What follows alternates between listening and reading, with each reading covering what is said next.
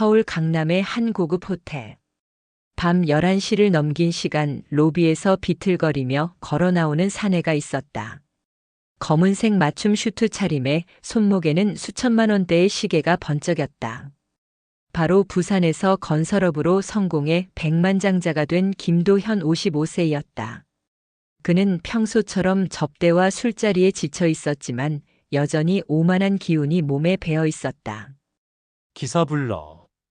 짧은 말에 비서가 황급히 대리운전을 요청했다. 잠시 후 로비 앞에 검은색 세단이 멈춰 섰고 젊은 남자가 다가와 공손히 인사했다. 안녕하세요. 대리운전 기사 이준호 28세입니다. 도현은 대수롭지 않게 뒷좌석에 몸을 던졌다. 그러나 차가 출발한 지 몇 분 지나지 않아 그는 묘한 위화감을 느꼈다. 운전석에 앉은 청년의 뒷모습, 또렷한 눈매와 낮은 목소리에서 낯설지 않은 무언가가 흘러나왔던 것이다. 학생, 어디 출신이야? 도현은 술 기운을 빌려 말을 붙였다. 준호는 짧게 웃으며 대답했다. 서울 토박이에요. 어머니랑 살았는데 지금은 혼자입니다. 그 대답에 도현의 눈이 번쩍 뜨였다.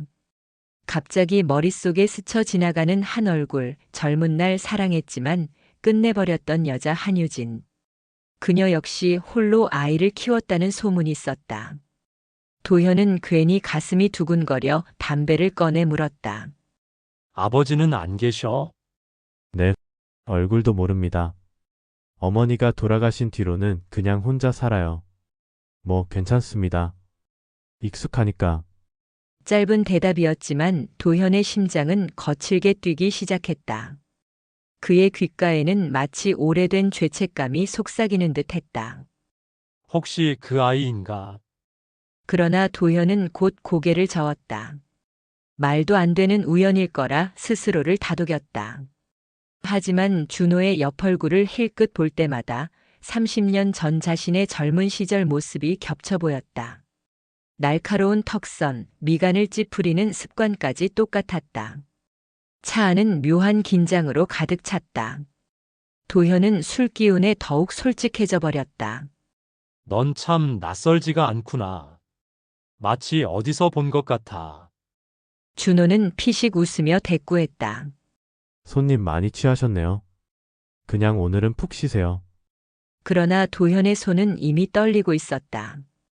오래 묻어둔 기억 속에서 들려오는 한 여인의 목소리.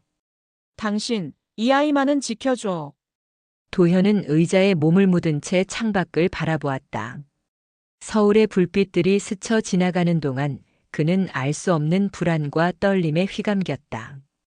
이 만남이 단순한 우연이 아니라 30년 전 버린 과거가 다시 문을 두드리는 시작이 될 줄은 그는 전혀 알지 못했다.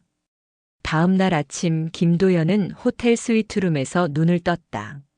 머리는 깨질 듯 아팠지만 전날 밤 만난 대리운전 기사의 얼굴이 계속 떠올랐다.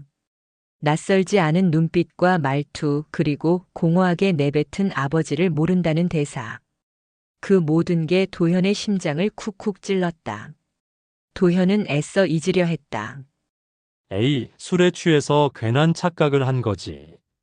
하지만 마음 한켠에 불편한 찌꺼기가 남아 있었다.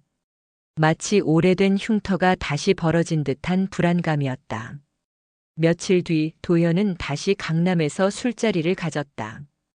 우연인지 필연인지 대리운전을 요청했을 때 또다시 나타난 이는 준호였다. 또 뵙네요, 손님.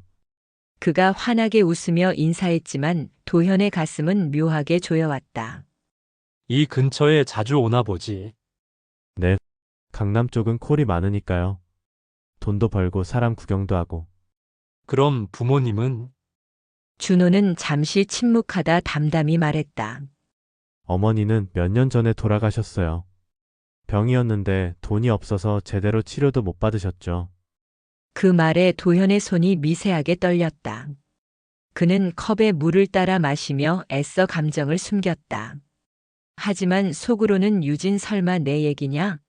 내가 떠난 뒤 그렇게 고생하다 갔다고 하는 죄책감이 목구멍을 조였다.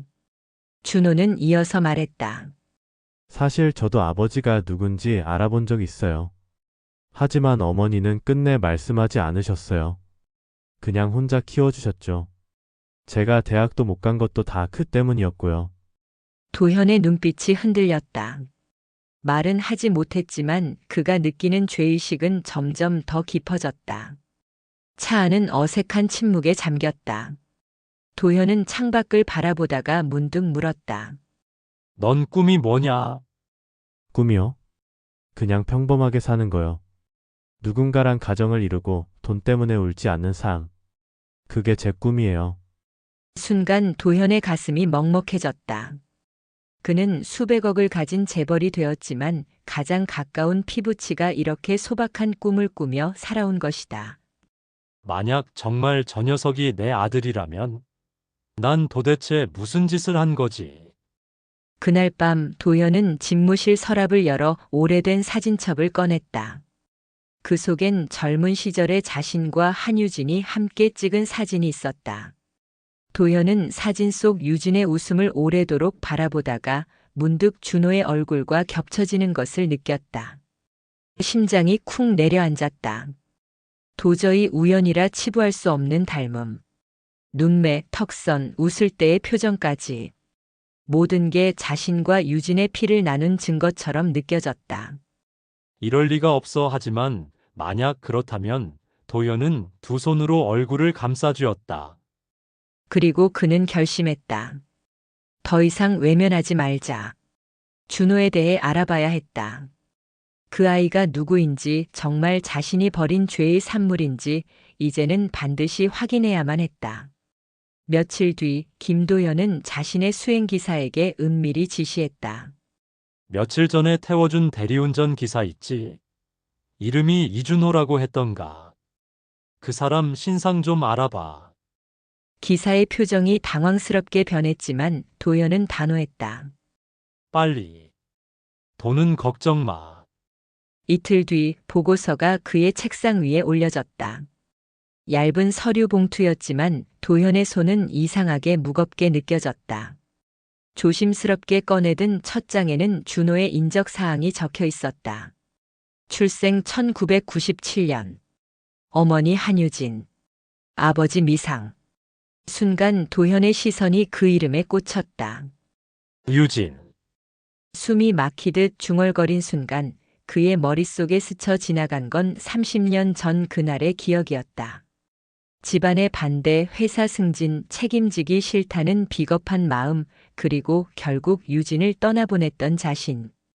보고서에는 유진이 홀로 아들을 키우다 병으로 세상을 떠났다는 내용도 적혀 있었다. 치료비가 없어 병원 문턱조차 제대로 밟지 못했다는 구절에 도현의 손이 덜덜 떨렸다. 내가 그때만 조금만 용기를 냈더라면 그녀는 아이는. 눈가가 붉어지려던 그때 서류 봉투에서 작은 사진 한 장이 툭 떨어졌다. 도현은 본능적으로 그것을 집어들었다. 사진 속에는 오래된 흑백톤의 장난감 가게 앞. 유진이 환하게 웃으며 아기를 안고 있었고 그 옆에는 어색하게 미소 짓는 젊은 도현의 모습이 있었다. 그리고 아기의 눈매, 코, 인매 지금의 준호와 너무나 닮아 있었다. 순간 도현은 의자에 털썩 주저앉았다. 손에서 사진이 덜컥 떨어지고 가슴이 쿵쾅거렸다. 이건 우연이 아니다. 저 아이는 내 아들이다. 도현은 머리를 감싸주며 숨을 몰아쉬었다. 수십억의 재산도 수많은 사람의 존경도 이 순간만큼은 아무 의미가 없었다. 오직 한 가지 진실이 그의 영혼을 죄어왔다. 자신이 버린 아들이 지금 눈앞에서 다시 나타났다는 사실. 그날 저녁 그는 술을 찾았다. 하지만 아무리 마셔도 목구멍에 쓰디쓴 맛만 맴돌았다. 술잔을 내던지고 사진을 움켜쥔 채 그는 중얼거렸다. 준호야, 네가 내 아들이라는 걸 이제야 알아버렸다니. 창밖에는 서울의 불빛이 화려하게 번쩍였지만 도현의 방 안은 깊은 어둠뿐이었다. 죄책감과 두려움 그리고 알 수 없는 희망이 뒤엉켜 그의 심장을 쥐어짰다. 그는 결심했다. 이제는 더 이상 도망치지 않으리라. 이 진실을 확인하고 반드시 마주해야만 했다. 며칠을 고민하던 김도현은 결국 결심했다. 더 이상 피할 수 없다는 것을. 그는 조용히 대리운전 콜센터에 연락해 준호를 다시 불렀다. 강남의 한 조용한 카페 앞에서 마주한 준호는 평소처럼 밝게 인사했지만 도현의 얼굴은 굳어 있었다. 준호 씨, 잠깐 시간 좀 내줄 수 있겠나? 네? 무슨 일로요? 그냥 꼭 해야 할 말이 있어서. 준호는 의아했지만 그의 눈빛에서 진지함을 읽고 자리에 앉았다. 도현은 떨리는 손으로 오래된 사진 한 장을 꺼내 탁자 위에 올려놓았다. 사진 속에는 젊은 유진과 아기 그리고 자신이 있었다. 준호의 시선이 사진에 닿는 순간 눈이 크게 흔들렸다. 이건 어디서 난 거예요? 도현은 목이 메어 잠시 말을 잇지 못하다가 겨우 입을 열었다. 준호야, 그 아기가 바로 너다. 그리고 난 네 아버지다. 순간 공기가 얼어붙었다. 준호는 믿기지 않는다는 듯 허공을 바라보다가 이내 분노가 치밀어 얼굴이 붉게 달아올랐다. 뭐라고요? 아버지라고요? 지금까지 어디 계셨는데요? 어머니가 병으로 죽어갈 때, 내가 학비도 못 내서 공사판에서 일할 때, 그때 당신은 어디 있었냐고요? 도현은 고개를 떨궜다. 차마 대답할 수 없었다. 자신이 버렸다는 사실 하나로 모든 설명은 무너졌다. 하지만 준호는 멈추지 않았다. 당신 같은 사람은 아버지가 아니에요. 그냥 날 버린 남일 뿐입니다. 도현은 그 말에 가슴이 무너져 내리는 듯 했다. 그는 떨리는 목소리로 애써 변명했다. 그땐 너무 어렸고 겁이 났다. 집안의 반대도 있었고 하지만 지금이라도. 지금이라도? 준호가 차갑게 잘랐다. 당신한테 지금이라도란 말이 얼마나 가볍게 들리는지 알아요? 난 평생을 아버지 없이 살았어요. 지금 와서 무슨 아버지 흉내를 내겠다는 거예요? 사람들의 시선이 카페 안으로 모여들었다. 그러나 준호는 개의치 않았다. 그의 목소리에는 그동안 쌓인 한과 울분이 섞여 있었다. 도현은 끝내 무릎을 꿇고 두 손을 모았다. 미안하다, 정말 미안하다. 용서해달라고는 못하겠다. 하지만 제발 한 번만 기회를 줘라. 아버지로서 너와 함께하고 싶다. 그러나 준호는 눈가가 젖어오면서도 고개를 저었다. 그 기회는 이미 30년 전에 끝났어요. 그 말과 함께 준호는 사진을 탁자 위에 던지고 자리를 박차고 나갔다. 도현은 그 자리에 홀로 남아 사진을 가슴에 끌어안은 채 흐느낄 뿐이었다. 준호와의 만남이 실패로 끝난 뒤 김도연은 며칠 동안 제대로 잠을 이루지 못했다. 술로 버티려 했지만 오히려 더 깊은 고통만 남을 뿐이었다. 그의 귓가에는 준호의 차가운 목소리가 계속 맴돌았다. 그 기회는 이미 30년 전에 끝났어요. 하지만 도현은 포기할 수 없었다. 최소한 준호가 왜 자신을 끝내 받아들일 수 없는지, 또 유진이 남긴 마지막 말이 무엇이었는지 알아야 했다. 그는 과거의 발자취를 쫓아 유진이 생전에 다녔던 동네를 찾았다. 낡은 골목 어귀, 허름한 분식집. 거기서 도현은 유진과 함께 살았던 시절의 이웃들을 만날 수 있었다. 이제는 백발이 성성한 아주머니가 도현을 알아보고는 차갑게 말했다. 이제 와서 무슨 낯짝으로 온 거예요? 유진 씨가 얼마나 힘들게 살다 갔는지 알기나 해요? 도현은 고개를 숙이며 물었다. 부디 그때 무슨 일이 있었는지 제게 말씀해 주실 수 있습니까? 아주머니는 한숨을 내쉬었다. 유진 씨는 끝까지 당신을 기다렸어요. 아무리 힘들어도 아들이 당신 닮은 눈을 가졌다고 자랑스러워했죠. 하지만 결국 병이 깊어져서 마지막 순간에도 준호 아버지를 원망하지 말라고 했어요. 그게 유진 씨의 마지막 말이었어요. 도현의 눈가에서 눈물이 흘러내렸다. 그는 무릎을 꿇고 두 손으로 얼굴을 감싸쥐었다. 유진아, 네가 그런 말을 하다니 난 도대체 무슨 짓을 한 거냐? 그날 밤 도현은 사진첩을 꺼내어 한 장 한 장 넘겼다. 웃고 있는 유진의 얼굴, 어린 준호의 모습. 그는 마치 칼날로 심장을 도려내는 듯한 고통을 느꼈다. 다음 날 도현은 다시 준호를 찾아갔다. 이번에는 차분하게 진심을 전하고 싶었다. 준호야, 내 말이 맞다. 난 아버지 자격이 없다. 하지만 네 어머니는 나를 원망하지 말라고 하셨다. 널 끝까지 사랑했으니까. 네가 알 권리가 있어서 온 거다. 유진은 널 내 아들이라고 부르는 걸 가장 큰 자랑으로 여겼다. 준호의 눈동자가 흔들렸다. 분노와 슬픔이 뒤섞여 있었지만 그 속 어딘가에는 지워지지 않는 갈망도 있었다. 정말 어머니가 그렇게 말씀하셨어요? 도현은 고개를 끄덕이며 사진 한 장을 내밀었다. 거기엔 유진이 아기를 안고 있는 모습이 담겨 있었다. 사진 속에서 유진은 힘겨운 삶 속에서도 밝게 웃고 있었다. 준호는 사진을 받아들고 끝내 눈물을 흘리고 말았다. 준호는 사진을 손에 꼭 쥔 채 아무 말도 하지 못했다. 사진 속 어머니의 웃음은 그동안 마음속에 억눌러 두었던 기억을 송두리째 흔들어 놓았다. 병상에서 마지막까지 자신을 바라보던 눈빛, 힘겹게 손을 잡아주던 온기 모든 게 떠올라 눈물이 흘러내렸다. 어머니가 그렇게까지 말씀하셨다고요? 저한테 아버지를 원망하지 말라고? 준호의 목소리는 떨렸다. 김도현은 깊게 고개를 끄덕였다. 그래. 널 혼자 키우면서도 단 한 번도 널 원망한 적 없다고 했다. 오히려 나를 원망하지 말라고 당부하더구나. 준호야, 그 말 때문에 지금이라도 널 찾아온 거다. 준호는 차갑게 얼어붙었던 마음 한켠이 흔들리는 걸 느꼈다. 하지만 동시에 오랜 세월 버려졌다는 상처가 쉽게 지워지진 않았다. 그는 고개를 숙인 채 물었다. 이제 와서 아버지라고 부르길 바라시는 겁니까? 도현은 고개를 저었다. 아니, 그런 건 바라지 않는다. 넌 이미 내 삶을 스스로 살아왔잖아. 다만 아버지로서 내 곁에 있을 수 있는 기회만 달라는 거다. 늦게라도 네가 원하는 대로 무엇이든 하겠다. 잠시 침묵이 흘렀다.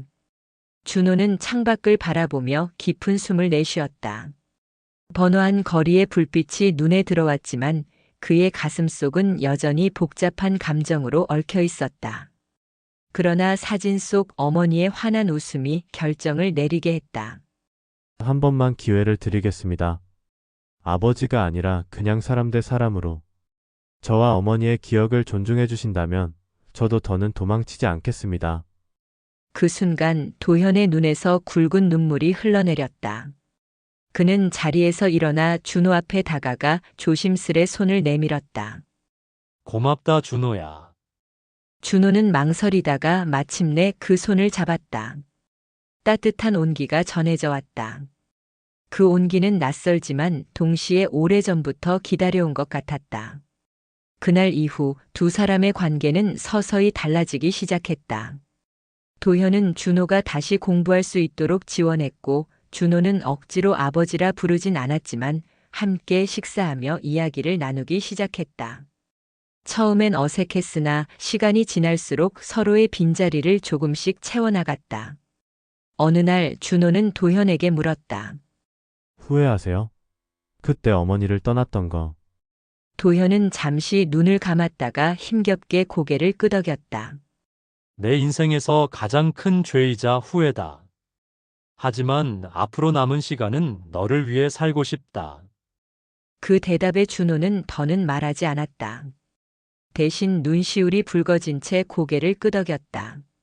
그날 밤 준호는 어머니의 사진을 꺼내 작은 목소리로 속삭였다. 엄마 아버지를 용서하지 않으셨다 해도 제가 조금은 해볼게요. 어쩌면 그게 엄마가 원했던 길일지도 모르니까. 창밖의 밤하늘엔 별빛이 반짝였다. 버려진 아들과 죄 많은 아버지. 뒤늦은 만남이었지만 두 사람은 이제 같은 길 위에 서 있었다.